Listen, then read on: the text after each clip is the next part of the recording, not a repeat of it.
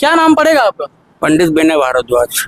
तो यहाँ का क्या इतिहास है? आप देख रहे हैं कि यहाँ पे रावण की पूजा होती है, रावण की मंदिर है, तो क्या है यहाँ का इतिहास? रावण की जन्मभूमि है ये, हम्म और यही उसका वंश चला है। हम्म रावण का इतिहास इस जगह से जुड़ा हुआ, हम्म इसलिए यहाँ पर रावण की पूजा होती है। तो लोगों का तो मानना है कि जो रावण है लंका का रहने वाला था और लंका समुद्र के उस पार है, और समुद्र के उस पार से मतलब राम से लड़ाई भी लड़ा, तो यहाँ के किस तरह से मतलब संबंध आया?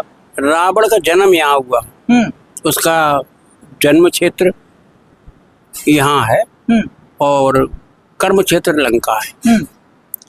रावण का जन्म यहाँ हुआ है, इसी जगह पर रावण ने अपनी तपस्या की इसी शिवलिंग पर, जो भी वरदान मांगे वरदान उसने प्राप्त किए। उसके बाद उसका बड़ा भाई दशानन रावण की प्रतिमा बनी हुई है और यहाँ पे लंका छीन ली और अपना वहाँ राज्य स्थापित कर लिया। उसके बाद फिर उसका सारा जीवन वहीं कटा, अंत भी वहीं हुआ है। लेकिन उसका जो जन्म का इतिहास है वो यहाँ से जुड़ा हुआ है, इसलिए यहाँ पर रावण की भी पूजा होती है, राम की भी होती है। ऐसा नहीं है कि राम की पूजा नहीं होती है, राम की भी होती है, अन्य देवी देवताओं की भी होती है। लेकिन ये रावण की जन्मभूमि है, वो भी तो वो शिव का आराधक था जी। तो आज भी शिव की पूजा यहाँ होती है और दशहरा रावण की होगी। तो मतलब दिवाली मनाई जाती है हमारे देश में, दशहरा मनाया जाता है, तो क्या मतलब यहाँ का क्या मनाया जाता है दिवाली या दशहरा? दीपावली भी मनाई जाती है, दशहरा कोई हर्षोल्लास से नहीं मनाया जाता है यहाँ पर। जैसे हर्षोल्लास से कहीं रामलीला हो रही है, कहीं रावण फूक रहे हैं, कहीं कुछ हो रहा है, ऐसा यहाँ कुछ नहीं होता है। दशहरा के दिन केवल रावण की पूजा होती है बस। दशहरा के दिन मतलब दशानन की मतलब मृत्यु हो गई थी, राम ने मार दिया था, तो दशहरा के दिन उनकी पूजा क्यों की जाती है यहाँ पे? ये तो हमारा भारतवर्ष है, भारतवर्ष में ऋषि मुनियों की पूजा होती है और भगवान प्रभु श्री राम को मतलब माना जाता है, उनकी पूजा होती है।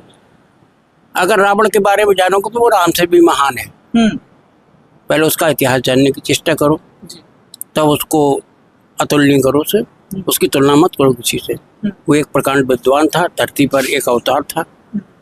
जिस तरह राम ने अवतार लिया वैसा रावण ने भी अवतार लिया था। रावण कोई मनुष्य नहीं था, रावण भी एक अवतार था, लेकिन देवताओं के श्राप के कारण उसे इस योनि में आना पड़ा।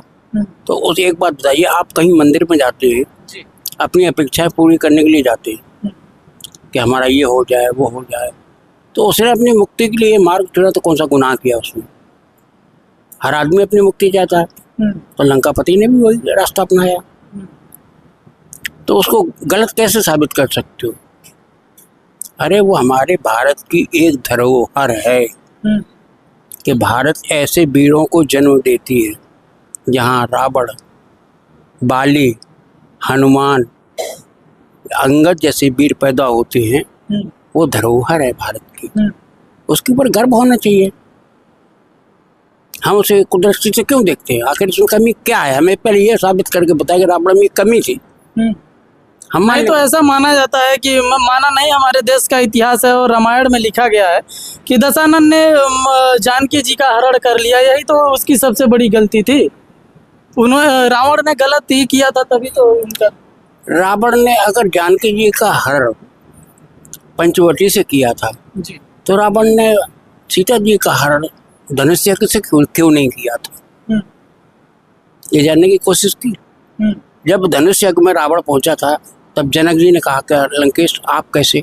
तो बोले कि मैं अपने आराध्य शिव का धनुष पूजने आई, सीता तो मेरी पुत्री समान है। ये वचन रावण के थे। जब रावण ने उसे पुत्री माना तो फिर हरण करने का कौन सा कारण है? और फिर जब रामायण में लिखा है कि जब तक करो निशाचर नासा, जब तक करो अग्नि प्रवासा, जब सीता जी को अग्नि में प्रवेश कर दिया तो रावण कौन सी सीता ले गया? उसका अध्ययन करो गहराई से। सीता हरण हुआ, सीता हरण हल्ला मचा दिया, सीता हरण हुआ। अगर सीता जी का हरण होता तो रावण उसको छू नहीं सकता था, रावण चल जाता था।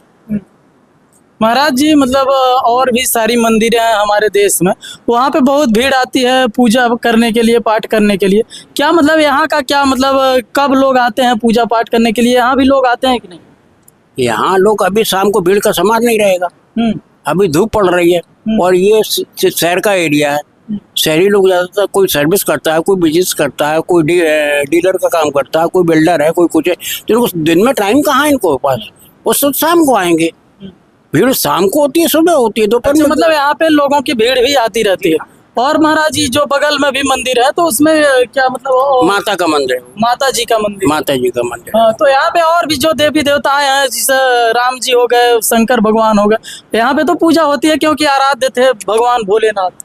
हमारे मंदिर में घूम के देखो, राम की भी मूर्तियां हैं और इनका कल्कि का भी मूर्ति है और रावण के पिताश्री का भी मूर्ति है, गौरी शंकर का मूर्ति है।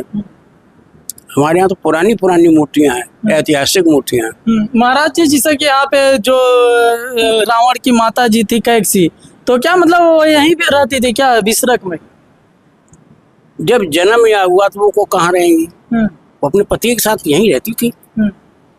पति जो विश्वेश्वर वारिसी थे ना, वो अपने पति के साथ यहीं पर रहती थी। लेकिन वो जब लंका इसने छीन लिए ना, उसके पश्चात पूरा परिवार वहां चला गया। केवल यहाँ पर महर्षि विश्वेश्वरवा नहीं गए, वो यहीं पर रहे, उनका शरीर अंत यहीं हुआ। लेकिन बाकी का परिवार सब लंका चला गया, इसलिए उनके वंशज भी यहाँ पर नहीं है, क्योंकि उनका वंश का प्रारंभ वहीं हुआ। केवल रावण का विवाह यहाँ हुआ है, बाकी विभीषण का, कुंभकर्ण का या शूर्पणखा का, जिसका भी शादी हुई है ना, वो सब लंका में ही हुई है। तो वंश भी वही होगा ना, यहाँ वंशज नहीं है उनके।